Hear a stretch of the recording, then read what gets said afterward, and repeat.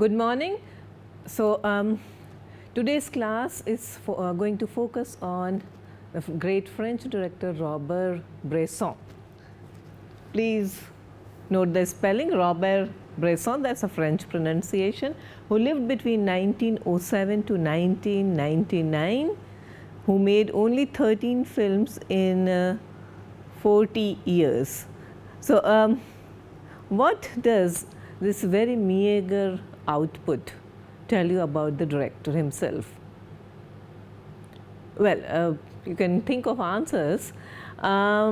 He lived by the motto, and I am quoting him, that art is transformation. He was one of the foremost directors to insist on using only non-professional actors. Now, see, we are today's lecture is in continuation with our commitment to acquiring an overview of world cinema and the greats of world cinema. So, it is important that you may supplement or complement my lectures with YouTube links. You may refer to more books, more works, more articles by these directors. What I am trying to do here is to make you aware of the greats of the world cinema.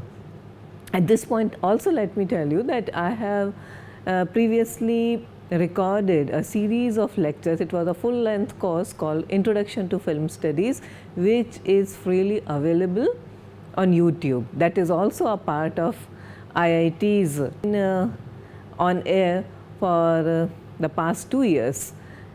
If you want to complement this lecture or this particular course, that is a MOOC related course and film appreciation, you can always view my already existing course, that is Introduction to Film Studies, as I already told you, a part of IIT's initiatives and a part of NPTEL program. So, you will find a number of lectures that you may find useful and which may complement what we are doing right now. So, my commitment towards making you aware of world cinema, and this is an effort that I continue with. We have been talking, so coming back to Robert Bresson, I have been talking about how he insisted on using only non-professional actors.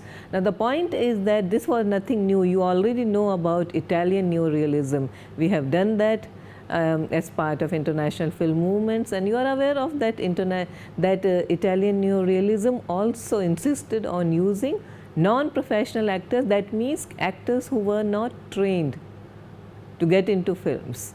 In Bresson's case, he particularly referred to his actors as his models. Now, the idea is that actors should be a representative of a particular kind of a character. So, we are not talking about method acting, where an actor can mold himself or herself into the kind of character he or she is playing.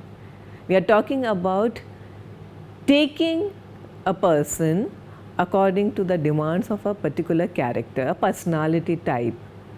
And we are already familiar with the term typeage. Okay? This was given to us by the Russian formalists, so typeage characters. So, the concept of using non-professional actors is nothing new, and Robert Bresson only continued the legacy of what was already established before, but he took it a notch higher with the kinds of films he was going to make and he was interested in making. Now, let me introduce some of his most familiar names. I know that some of you insist that I should be giving you, especially when I talk about foreign filmmakers. So, I have received a number of mails that whenever I refer to foreign filmmakers or certain key concept, you would like to see a scroll or things written out for you. So, here is what I am doing. Les Dames de Bois de Boulogne, that is one film. pickpocket, and this is something that we will be talking about at length. Interestingly, Hollywood screenwriters, directors, people like Paul Schrader and Martin Scorsese, and I have written their names here, they were influenced by pickpocket in the depiction of the loner hero. We are also talking about Robert Bresson's films, A Man Escaped, O Hazard, Balthazar, The Trial of Joan of Arc, and Diary of a Country Priest. See, most of these films, or almost all these films actually, are in the French language. I am giving you the English translations. His frequent collaborators were the playwright Jean Cocteau, Georges Bernardo, and again the playwright Jean Giraudoux. So these are the collaborators, these are the people he worked with. Interestingly, Robert Bresson is also called the most Christian of all filmmakers, whose style included realism along with absolute asceticism. Now, what do you understand with the idea of asceticism? Now, asceticism and Christianity, we are not talking in a strictly religious sense. We are talking about this aura of spirituality and sparseness of his filmmaking. Now, I would like you at this point to go to the YouTube, watch a couple of his film scenes. You may Google these films, look these films up, and watch a couple of scenes from his films. Okay, you can also look at a couple of stills, images from his films, and understand what I am talking about. And the sparseness is something that will strike you. And soon I will give you certain links to YouTube also, which you may find useful. So increasingly his work became more and more spiritually inclined, and again I quote Bresson to you, where he says, cinema is interior movement. It is all about what happens inside of a person, which is important to portray. So he did not believe in gimmickry. In other words, he did not believe in providing lots of effects in order to convey a certain kind of interiority. That is the key word here. See, many a time filmmakers make use of colors, certain kinds of colors, or stage effects, film effects, even music, background music, in order to convey certain sense, certain kind of emotion, but that was not Bresson. So therefore the spareness, the asceticism of Bresson. He worked on a movie called The Angels of Sin, okay, which was scripted along with Jean Giraudoux, and in The Ladies of the Bois de Boulogne, that is Les Dames de Bois de Boulogne, it was a work that was adapted, a literary work adapted by Robert Bresson and Jean Cocteau. Again, his Diary of a Country Priest was based on a novel by Georges Bernardo, and it tells of a young priest living in the countryside and his trials and his interiorities, his angst. He also made a movie in 1977 called The Devil Probably, and which highlighted the theme of pollution, literal as well as figurative. This is something that is very common in all Bresson's works. As a young man, Bresson studied philosophy and painting, and later went on to work as a script writer. So along with other French masters such as Jacques Tati, he was the most innovative and important director of the French cinema in the 50s. We are still talking about the 50s. You already know the 60s and the revolutionary 60s, especially through the works of Godard and Truffaut. We have been talking about films such as Breathless, A Bout de Souffle, and Truffaut's many films. We have already also been talking about people like Alan Rene and his films such as last year of Mariam about that, but that was still to come. That was the 60s. We are still in the 50s and with Robert Bresson. When he made the Angels of Sin, that is Les Anges de Pêche, and that was with Girardot and scripted with Cocteau, the screenplay for Les Dames du Bois de Boulogne. As I have already told you, a key aspect is his distancing himself from a cinema of effects, showy performance and tinsel. He did not believe in providing these so-called extras here. For him it was extremely important to be as realistic as possible. One of the earliest major filmmakers too, who shot on location, especially at the Gare de Lyon station in Paris. It's a famous metro railway station in Paris, and Pickpocket was shot majorly on location at the railway station in Paris. Again, the trial of Joan of Arc, I am sure many of you are familiar with this story, the legend of Joan of Arc. It was actually based on the transcript of the court proceedings of Joan of Arc. But Bresson is still very far from the conventional realism of cinema verite, which was quite in vogue in the 60s. His movie En Hazard, Balthazar, and this is important as I have been talking about the spirituality and asceticism in Bresson. Now this movie tells you about the sufferings of a donkey. Now why donkey? You can have more majestic animals, but that's Bresson for you. He chooses most humble of all animals to depict humanity and sufferings. What he's trying to show is, or the movie narrates, how life is casually destroyed. Any kind of life is casually destroyed in a heartless world.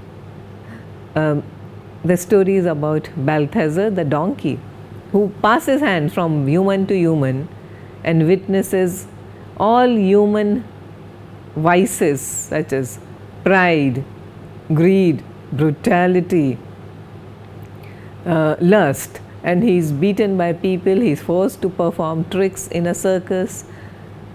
Now, rather than using a donkey as a central figure, he is rather instead used as a mirror to reflect all the other human characters in the film and humanity. So, it is a commentary on humanity in general.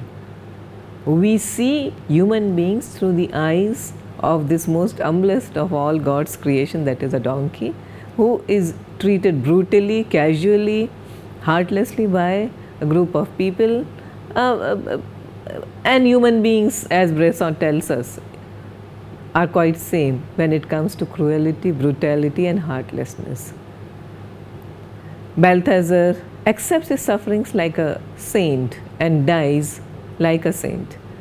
As usual, Bresson's camera illuminates objects and parts of body and also inexpressive faces. Now this is what I meant when I introduced you the concept of Bresson and his use of actors as models. His actors were instructed to deliberately keep inexpressive faces. It was like a blank slate on which you can write or read any kind of meaning. That was the idea. Part of body. Now, metonymy, as we have been talking about when we did our lecture on the language of cinema. So, it is important to understand how parts of body, especially hands, are frequently used by Bresson in order to communicate meaning.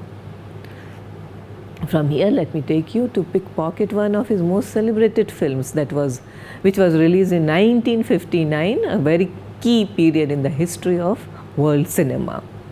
So, Pickpocket, starring Martin LaSalle, is about a man who feels alive only when he is suffering. It's a very intellectual, very spiritual kind of a film. So, he is not your ordinary pickpocket like you often see in our commercial films, you know, a very colorful kind of a hero who pickpockets and you know, a mainstream, indulges in all kinds of mainstream heroic activities. This is not what Bresson's Pickpocket is all about. Another thing, we are often given justification why a man would turn to a crime like pickpocketing. Here, the hero is a pickpocket by choice. So, you don't have a backstory narrating his sad story about why he was forced to take up a life of a career in crime. He is a pickpocket by choice, as simple as that. Again, as I have been talking about spiritual interiority, and Bresson expresses the spiritual interiority through concrete images and sounds. And by sounds I do not mean those external sounds as in music or background music. The sounds that people they are around us, the ordinary day-to-day sounds. It's a movie about moral dialecticism. It's very Dostoevskian. Some of you who might be familiar with existentialist philosophy of Fyodor Dostoevsky, especially as seen in his works such as Crime and Punishment, Notes on an Underground Man. So, these are the works that you should be familiar with. It's desirable that you know something about these works. So, what are we talking about? Basically, the lonely existentialist kind of a hero. Bresson was one of the first major filmmakers to provide us with this kind of a template. To some extent, the film was also influenced by a Hollywood film called Pick Up on South Street. That was an American film made in 1953, which is a story of a pickpocket. The plot of the movie is very simple. The hero is a pickpocket. The movie opens with a caution. The style of the film is not that of a thriller. Now, why should we be told that? It's cautioning you. It's like a disclaimer. If you want excitement, if you want too much of action, just because the hero is a pickpocket, this film is not for you. Now, the hero, Michel, he is an intellectual, quite like a Dostoevskian hero, as I have been talking about, especially Raskolnikov from Crime and Punishment. He lives in a small room. He is surrounded by books, and a petty thief who pushes the moral boundary by indulging in picking pockets. Now, again, it is he doesn't want to become a daily wage earner or even he doesn't want to take up a white collar job. Perhaps it's a critique of capitalism. You don't find too much of intellectual debate here, but again, it is a preoccupation with the fate of pure souls in an impure world. He looks at pickpocketing as a kind of profession that makes him come alive, feel alive. That's his free will. So, that's quite a philosophy that he has chosen a life of sin, okay, and out of absolute free will. Another important theme of the film is need for human contact, and he feels alive when he is picking pockets. That's the only major contact that he can make with people. He has a sick mother, a saintly girlfriend, but his most satisfying human contact is made with those strangers whose pockets he picks. You have to understand that it's no longer just a financial gain, but also his own, selfhood that he realizes through this. So, he has a series of relationships. He has a mother, a girlfriend, he has a loyal friend, and a police inspector who is on his trail. Now, as we know, we have been talking about French New Wave, and he arrives at the cusp of the great movement in cinematic history. So again he uses actors in a way that drains his actors of emotions. They do not show too much of emotions here. Again, employment or deployment of non-actors, non-professionals. Another very interesting facet is that he avoids close-ups with character. Now we have been talking about the language of cinema. What does a close-up do? Who can tell me that? What is the function of using a close-up? A close-up is, by using a close-up, a director tries to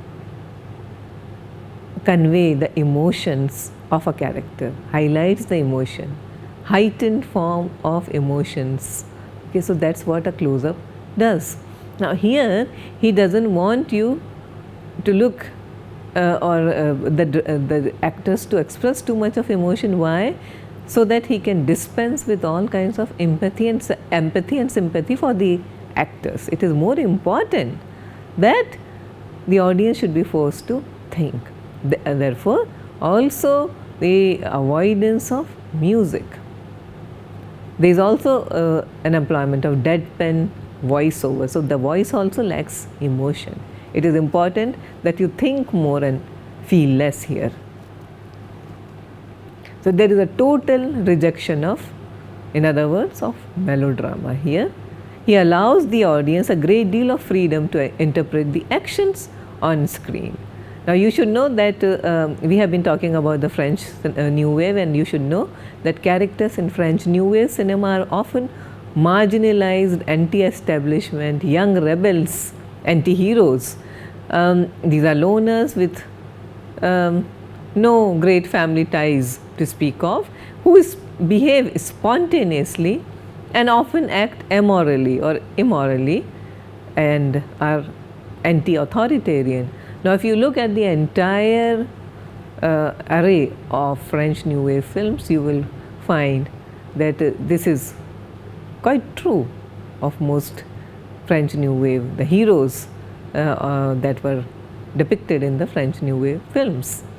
There was also kind of general cynicism concerning socio-political conditions of that time, and therefore the filmmakers resorted to create a kind of a distance between the screen and spectators. It was very Brechtian.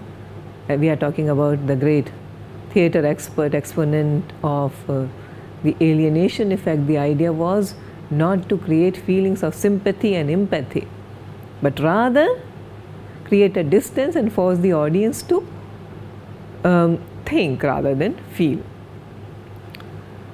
Bresson was also quite existentialist in his representation of themes and characters. We have already touched upon the theme of existentialism in Godard's films. French New Wave cinema was quite influenced by existentialist philosophy, which stresses the individual and his free choice, experience of free choice, and the absence of any rational understanding of the universe. So there has to be a sense of absurdity in human life. That was the highlight of existentialist philosophy, absence of any rational explanation and understanding of the universe. So you don't sit and justify and explain the behavior of the behavioral patterns of characters or actors, because there is no justification, no rationality in the universe we occupy. Okay. Also, a key aspect of existentialist philosophy is using free will and taking responsibility for actions instead of playing preordained roles as dictated by society. So this is what our hero is all about. Now moving on to another aspect of Bresson, and particularly Pickpocket, we were talking about the language of cinema and metonymy. So there are plenty of close-up shots of hands in Bresson. All over his work, there are plenty of close-up shots of hands, particularly in Pickpocket. There are also numerous exchanging looks with the victims, and there is a beautiful montage that I would like to draw your attention to, of hands and exchange of looks.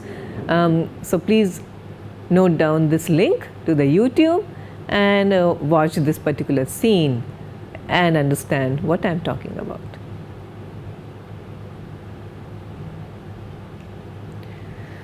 All right, so I hope that you have watched the scene, and so we move on to the basic idea. What was Bresson trying to do here?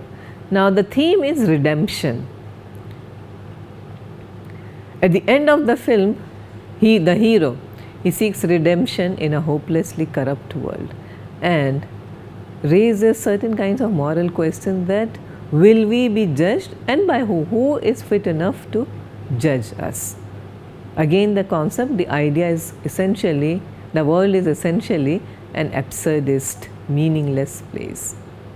Now Bresson's techniques and also his philosophy, they found a resonance among especially the new wave Hollywood directors, particularly people like Paul Schrader and Martin Scorsese. So if you watch Scorsese's life lessons, you will find how he frames certain kinds of certain kinds of scenes the way Bresson frames his scenes.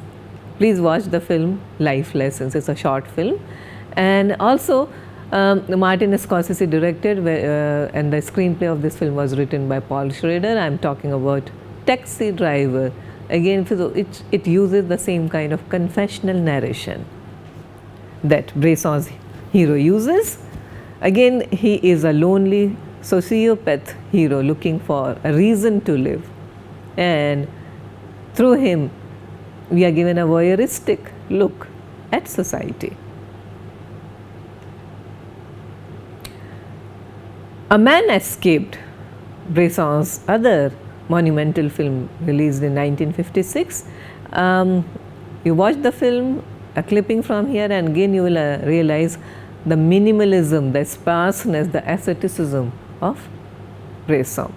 Much of the action takes place in a prison cell, and Bresson's theory of the cinematography, non-professional actors giving very de-dramatized performances is again put to test here. A Man Escaped is a detailing of certain key moments building to the prisoner's eventual escape. Now, according to Paul Schrader, Bresson is one of the few modern directors who still addresses the issues of transcendence. Whether the subject of a film was a mere pretext, is the style which is pared down, and the cinematography which is done with precise objectivity, which touches and elevates the audience. It is as if, even the most banal moment has a significance towards building up a higher narrative. A Man Escaped, at the bottom of it, is an allegory of human suffering, and is in the league of the great prison dramas. Okay, for example, Janet's A Song of Love, and other films such as Shawshank Redemption also, which seems to be very popular among today's crowd. So you can watch these films and see how Bresson's ideas and themes and philosophy influences it all. So here is another link from A Man Escaped. Please look at the pared downness, actors who are bereft of emotions, okay, deliberately bereft of emotions, not because they can't act or can't emote. Okay, so you don't need that, don't need over dramatization and over gimmickry in order to express emotion. That's the idea of Bresson. And also, of course, look at the metonymy, the close-up shots of hands and what hands do to people to build up the narrative. Here is a link to A Man Escaped.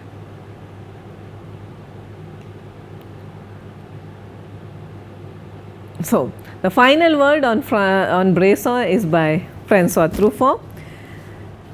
For Truffaut, psychology and poetry has no work. These things have no work or no part in Bresson's work.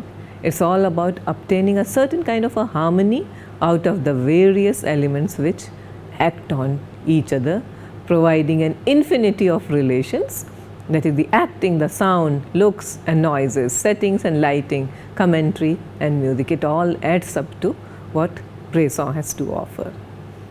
So, thank you very much, and we will meet for our next class.